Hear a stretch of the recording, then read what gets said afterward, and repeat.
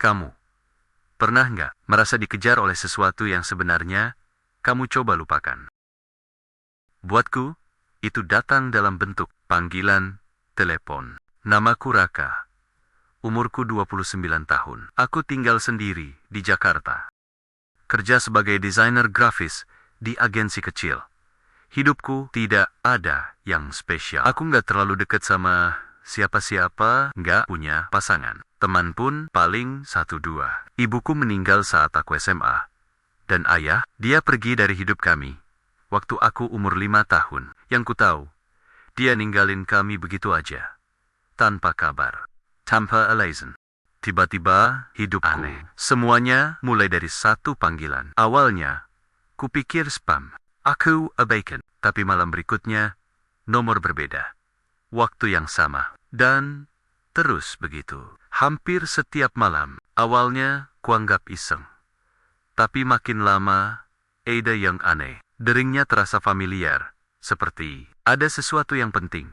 Tapi aku terlalu keras kepala untuk mendengarnya. Malam ke-17. Aku lagi stres, lelah, dan saat dering itu muncul lagi, aku angkat. Halo? Sunyi. Lalu, Raka? suara itu. Berat, serak, pelan. Tapi ada sesuatu yang membuat dadaku sesak. Ini siapa? Dan dia jawab. Ayah. Rasanya seperti disetrum. Aku bungkam. Dia mulai cerita terbata. Bahwa dia sakit, sudah tua. Dan dia cuma ingin bicara, satu kali aja, sebelum semuanya terlambat. Aku marah, tapi juga bingung. Kenapa sekarang? Setelah semua yang terjadi. Tapi ada bagian dari diriku yang ingin tahu.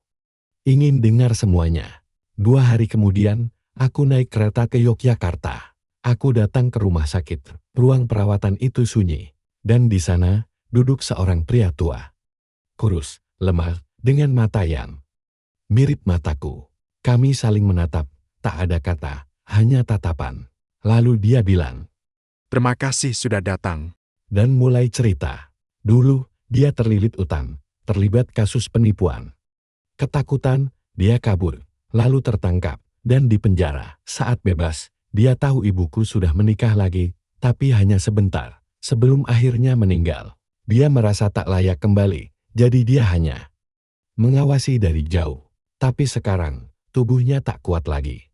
Dan sebelum semua selesai, dia ingin minta maaf.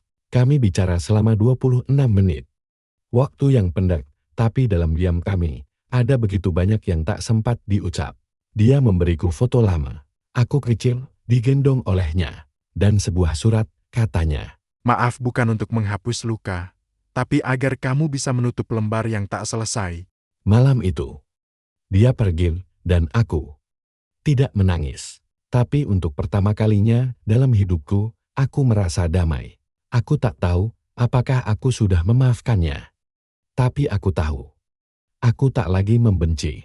Sekarang, setiap kali ada nomor asing menelepon, aku angkat. Karena siapa tahu, itu bukan hanya derim, tapi panggilan dari sesuatu yang perlu kita dengar. Cerita ini terinspirasi dari kisah nyata yang dibagikan secara anonim di sebuah forum online. Mungkin gak semua orang beruntung mendapat kesempatan terakhir seperti Raka. Jadi, kalau kamu masih bisa bicara dengan orang-orang yang pernah melukaimu, kadang bukan mereka yang butuh dimaafkan, tapi kamu sendiri, agar bisa sembuh. Kalau kamu punya kisah serupa, atau ingin berbagi cerita hidupmu, tulis di kolom komentar. Siapa tahu, kisahmu bisa jadi pelajaran untuk yang lain. Dan jangan lupa, subscribe channel ini untuk cerita nyata dan fiksi lainnya yang mungkin menyentuh sisi dirimu yang paling dalam.